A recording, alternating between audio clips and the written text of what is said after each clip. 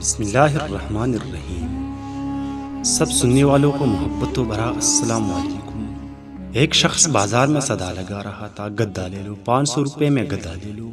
گدھا انتہائی کمزور اور لاغر قسم کا تھا۔ وہاں سے بادشاہ کا اپنے وزیر کے ساتھ گزر ہوا۔ بادشاہ وزیر کے ساتھ گدھے کے پاس آیا اور پوچھا کتنے کا بیچ رہے ہو؟ اس نے کہا عالی جا 50,000 کا۔ بادشاہ حیران ہوتے ہوئے اتنا مہنگا گدھا، ایسی کیا خاصیت ہے اس میں؟ وہ کہنے لگا حضور جو اس پر بیٹھتا ہے اسے مکہ مدینہ دکھائی دینے لگتا ہے۔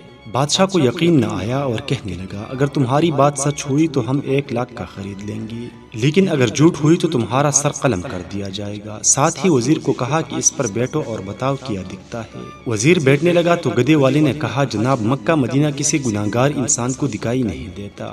وزیر کہنے لگا ہم گناہگار نہیں، ہٹو سامنے سے، اور بیٹھ گیا، لیکن کچھ دکھائی نہ دیا۔ اب سوچنے لگا کہ اگر سچ کہہ دیا تو بہت بدنامی ہوگی۔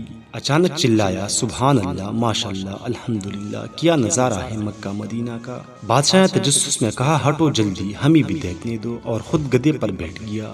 دکھائی تو اسے بھی کچھ نہ دیا، لیکن سلطانی جمہور کے شان کو مد نظر رکھتے ہوئے آنکھوں میں آنسو لے آیا اور کہنے لگا واہ میرے مولا، واہ واہ، سبحان تیری قدرت، کیا کراماتی گدھا ہے، کیا مقدس جانور ہے۔ میرا وزیر مجھ جتنا نیک نہیں تھا، اسے صرف مکہ مدینہ دکھائی دیا، مجھے تو ساتھ ساتھ جنت بھی دکھائی دے رہی ہے۔ اس کے اترتی ہی عوام ٹوٹ پڑی، کوئی گدھے کو چھونے کی کوشش کرنے لگا، کوئی چومنے کی، کوئی اس کے بال کاٹ کر تبرک کے طور پر رکھنے لگا۔ سامعین، یہی حال کچھ ہمارے سماج میں بس رہے کچھ جعلسازوں اور مکاروں کا ہے، جنہوں نے دینی اصطلاحات اور دین کے نام پر فریب دینے کا بیڑا اٹھا رکھا ہے، اور سادہ لوہ عوام بھی آندھے کانے بن کر پیچھے چل پڑتے ہیں۔ ایسے جعلسازوں اور مکاروں سے خود کو بچائیے۔